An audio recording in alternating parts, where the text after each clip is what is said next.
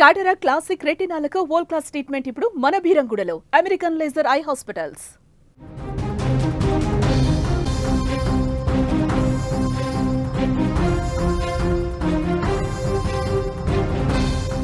తమిళనాడు కరూర్ తొక్కిసలాట కీలక మలుపు తీసుకుంది.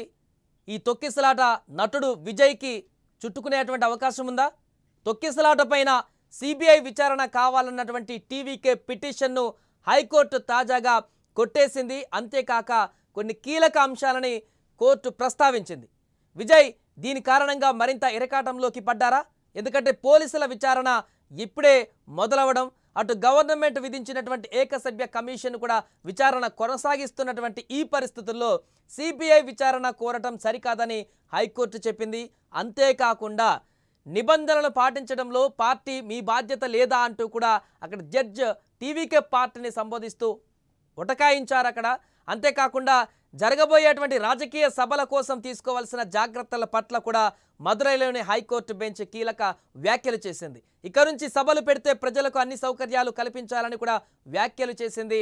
అలాగే అటు స్టాలిన్ ప్రభుత్వం కూడా ఇకపై రోడ్లపైన జరిగేటువంటి కార్నర్ మీటింగ్స్కి అనుమతి ఇచ్చేది లేదన్నట్టుగా వారు కూడా వాదనలు వినిపించినట్టుగా తెలుస్తుంది. దీంతో ఇండైరెక్ట్గా టీవీకే పార్టీ అధినేతకి విజయ్కి ముఖ్యమంత్రి స్టాలిన్ స్కెచ్ వేసినట్టుగా కనపడుతుంది. ఒకే దెబ్బకి రెండు పిట్టలనే మాదిరిగా పూర్తిగా ఇప్పుడు అక్కడ ప్రభుత్వాన్ని ఇరకాటంలో పెట్టడానికి సిద్ధమైనటువంటి విజయ్కి ఈ యొక్క ఆదేశాలు కానీ రాబోయే రోజులలో అనుమతులకు సంబంధించినటువంటి ఈ వివరణ కానీ ఇబ్బందులోకి తీసుకువెళ్ళేటువంటి అవకాశం ఉన్నట్టుగా కనపడుతుంది. దీనికి సంబంధించి పూర్తిగా మాట్లాడదాం. మనతో పాటు లైవ్లో జాయిన్ అవుతున్నారు తిరుమల్ గారు, వారితో మాట్లాడదాం పూర్తిగా. తిరుమల్ గారు, తమిళనాడులో జరిగినటువంటి ఈ అంశంకి సంబంధించి హైకోర్టులో కొన్ని కీలక అంశాలను ప్రస్తావించింది కోర్టు కూడా. ఎటు చూసినా కొంత ప్రభుత్వానికి అనుకూలంగా ఫేవర్గా మీన్స్ స్టాలిన్కి కొంత రిలీఫ్ కలిగినట్టుగానే కనపడుతుంది ఈ యొక్క కోర్టు యొక్క ఆదేశాలు కానీ తీర్పు కానీ సిబిఐకి ఇవ్వకపోవడం కానీ. సో ఒకటే క్లియర్ వ్యూహం, విజయ్ సభలను విజయ్ ప్రచారాన్ని అడ్డుకోవడానికి స్టాలిన్ వేసినటువంటి వ్యూహం సక్సెస్ అయినట్టుగా భావించవచ్చా? అంటే విజయ్ ఇక్కడ సాయి చాలా స్పష్టంగా కొన్ని విషయాన్ని మనం పరిగణలోకి తీసుకోవాలి. కోర్టు వ్యాఖ్యలను బట్టి మనం కొన్ని విషయాన్ని పరిగణలోకి తీసుకోవాలి. ముఖ్యంగా తొక్కిసలాటకి గల కారణాలు ఏంటని ముందుగా విశ్లేషిస్తే, ఒకటి చాలా ఇరుకుగా ఉన్న ప్రాంతంలో సభను నిర్వహించడం, రెండోది వచ్చేసి అనుకున్న జనం కంటే ఎక్కువ మంది జనాభా రావటం, మూడోది వచ్చేసి టీవీకే చెప్తున్నట్టుగా పోలీసులు లాఠీ చార్జ్ చేసి ఉండొచ్చు, చేయకపోవచ్చు, అక్కడ పరిస్థితులు తెలియదు, విచారణ తేలుతుంది. పోలీసులు తక్కువ మంది పోలీసుని కేటాయించారని చెప్పడం, నాలుగోది వచ్చేసి సమయాభావం కనిపించడం. అంటే విజయ్ అనుకున్న సమయానికి రాలేదు, మధ్యాహ్నం 3 గంటల నుంచి వాళ్ళు సభకి పర్మిషన్ తీసుకున్నారు, రాత్రి 10 గంటల వరకు. కాకపోతే విజయ్ 3 గంటలకే వస్తారనే ప్రచారం చేసి రాత్రి 7:30 7 గంటలకి విజయ్ ఆ సభకు వచ్చారు, కరూర్ సభకి.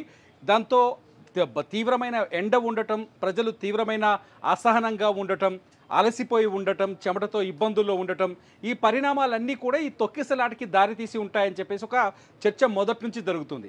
అయితే సభను నిర్వహించడంలో విజయ్ ఫెయిల్ అయ్యాడంటూ అధికార డిఎంకే విమర్శలు చేస్తుంది రాజకీయంగా. అట్ ది సేమ్ టైం ఆ కరూర్ తొక్కిసలాటని తమకు అనుకూలంగా మార్చుకోవడానికి స్టాలిన్ మొదటి నుంచి చాలా తెలివైన ఎత్తుగడలు వేస్తూ వస్తున్నాడు.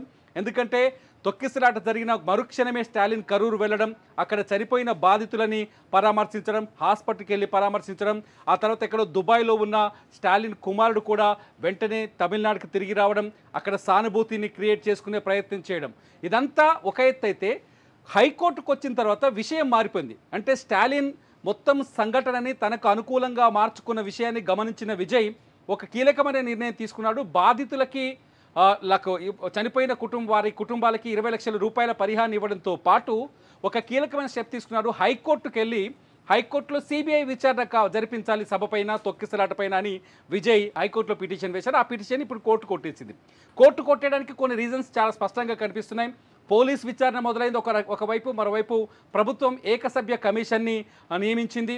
మాజీ జస్టిస్ అరుణ కుమార్ ఆయనతోటి ఏకసభ్య కమిషన్ని ఏర్పాటు చేసింది.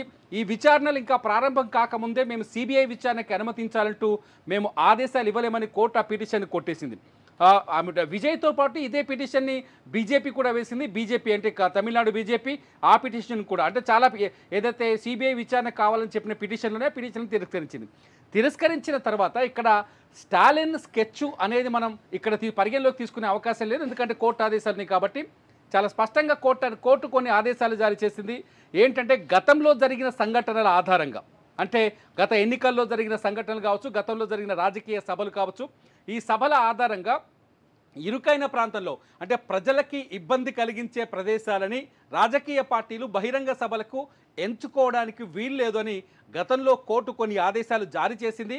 విజయ్ సభ కంటే ముందు, కరూర్ సభ కంటే ముందే ఆ సూచనలు ఉన్నాయి కోర్టు నుంచి. అవే ఆదేశాలని తిరిగి ఇవాళ మళ్ళీ ముందుకు తీసుకొచ్చింది కోర్టు. ఏం చెప్పింది? ప్రజలకి బహిరంగ సభల్లో తాగునీటిని ఏర్పాటు చేయాలి, వాళ్ళకి వాష్రూమ్స్ లాంటి సౌకర్యాలు కల్పించాలి, సభా ప్రాంతం చాలా విశాలంగా ఉండాలి, ఇరకాటంలో ఉండొద్దు, తొక్కిసలాట జరిగే పరిస్థితులు ఉండకూడదు, విశాలంగా ఉండాలి.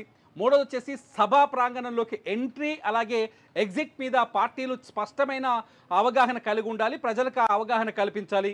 నాలుగోది వచ్చేసి అంబులెన్స్ సౌకర్యాలు, ఏదైనా ఆరోగ్యపరమైన అనారోగ్యమైన పరిస్థితులు తలెత్తినప్పుడు వాళ్ళకి వైద్య సదుపాయాలను కూడా వెంటనే ఏర్పాటు చేయాలి. ఈ బాధ్యత పార్టీలు తీసుకోవాలని చాలా స్పష్టంగా ఇవాళ హైకోర్టు ఆదేశాలు జారీ చేసింది. ఇక్కడ మీరు చెప్పిన పాయింట్ ఇక్కడ ట్రిగర్ అవుతుంది. ఏంటంటే ఇక నుంచి అంటే ఎలక్షన్స్కి 2026లో ఎలక్షన్, విజయ్ ఊపు కనిపిస్తోంది తమిళనాడులో. విజయ్ ఎక్కడికి వచ్చిన జనం భారీ ఎత్తున వస్తున్నారు. మొన్న తొక్కిసలాట కారణం కూడా అదే. 10,000 మంది ఎక్స్పెక్ట్ చేస్తే 50,000 మంది వరకు వచ్చారని ఒక చర్చ జరుగుతోంది. పోలీసులు డీజీపీ కూడా అదే విషయాన్ని చెప్పాడు. మా దగ్గర పర్మిషన్ అడిగిన జనాభాతో పోలిస్తే అక్కడికి వచ్చిన జనసంఖ్య పెరిగింది, మేము కంట్రోల్ చేయలేకపోయామని చెప్పారు తమిళనాడు డీజీపీ.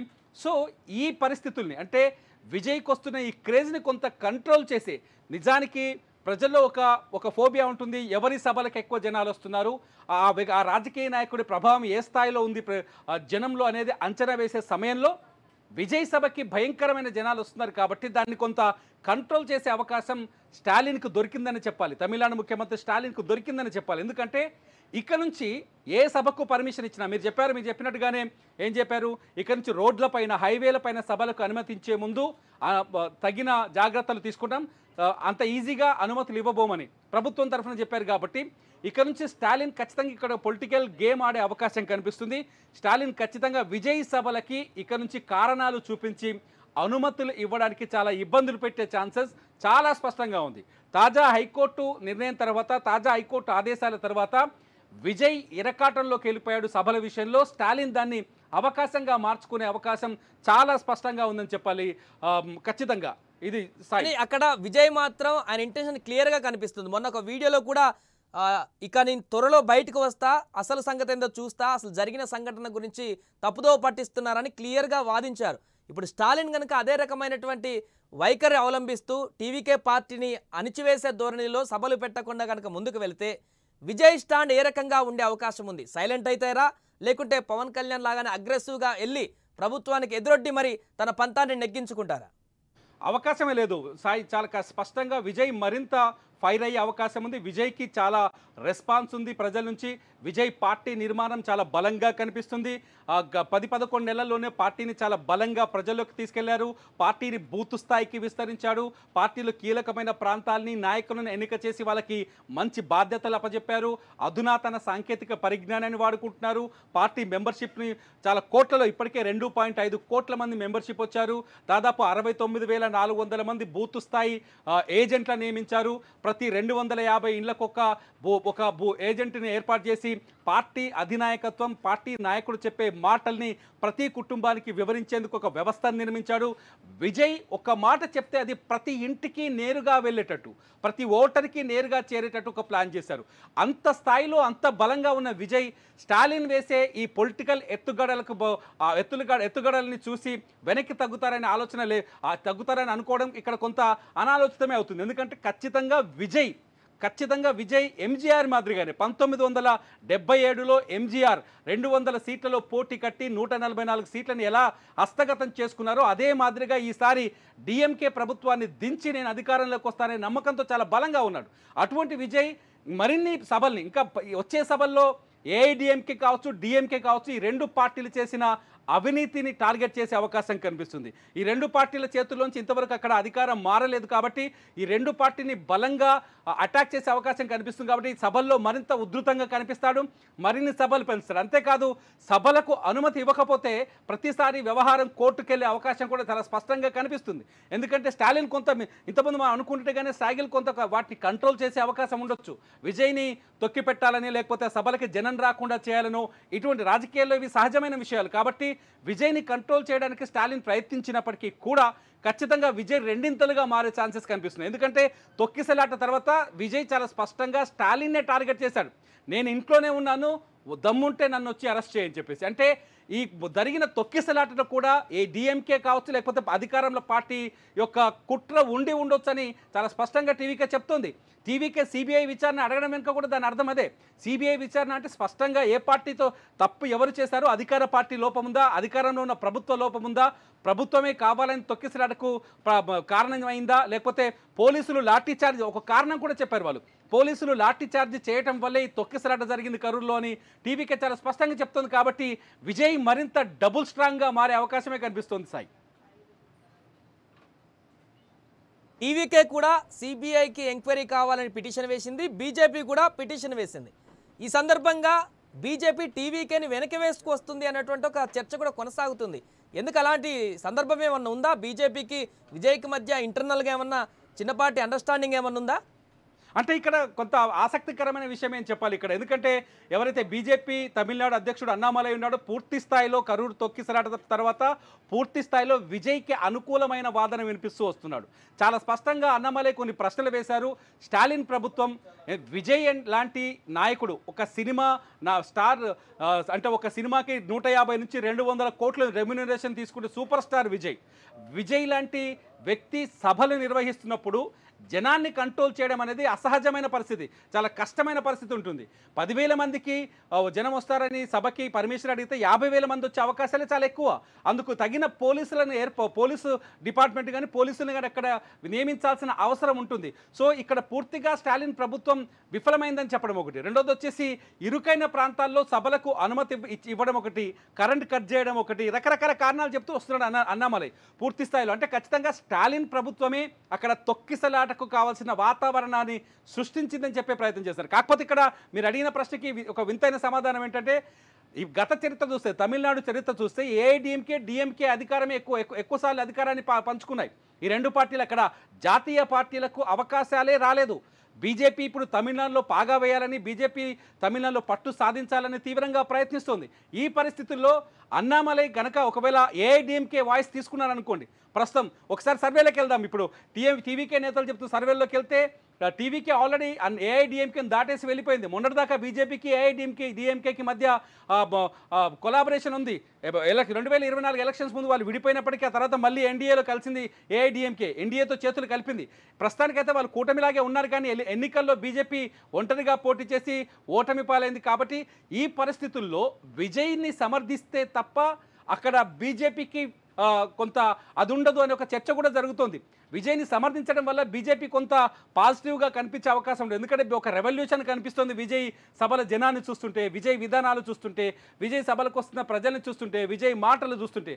ఈ పరిస్థితుల్లో విజయ్ని గెలుకోనే కంటే అధికారంలో ఉన్న డిఎంకేపై విమర్శలు చేయడం బెటర్ కదా అనే చర్చ కూడా ఒకటి జరుగుతుంది. ఏమో భవిష్యత్తులో ఆఫ్టర్ ఎలక్షన్ బీజేపీ విజయ్ కలిసి కూడా తమిళనాడులో ప్రభుత్వాన్ని ఫామ్ చేసే ఛాన్సెస్ ఉన్నాయేమో. ఇదంతా మనం అంచనా వేయలేని స్థితి. ప్రస్తుతానికైతే మొత్తానికైతే కాస్త విజయ్కి పాజిటివ్గా కనిపిస్తుంది బీజేపీ.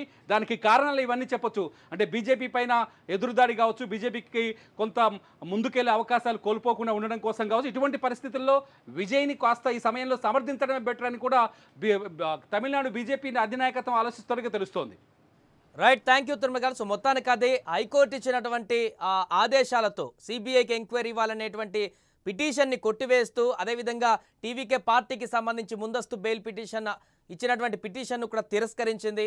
దీంతో స్టాలిన్ మరింత దూకుడుగా ముందుకు వెళ్ళేటువంటి అవకాశం కనిపిస్తుంది. టీవీకే పార్టీ నిర్వహించేటువంటి సభలు కానీ, రోడ్ షోలు కానీ ఇక భవిష్యత్తులో పూర్తిగా వాటిని అనుమతులు ఇవ్వకుండా తొక్కిపెట్టేటువంటి ఆస్కారం కూడా ఉందంటూ కూడా రాజకీయ నిపుణులు చెప్తున్నారు. దీంతో ఇక రాబోయే రోజులలో విజయ్ వర్సెస్ స్టాలిన్ అనేటువంటి ఒక యుద్ధ వాతావరణం తమిళ రాజకీయాలలో అయితే కనిపించేటువంటి అవకాశం మనకు స్పష్టంగా ముందు రోజుల్లో వచ్చేటువంటి అవకాశం ఉంది.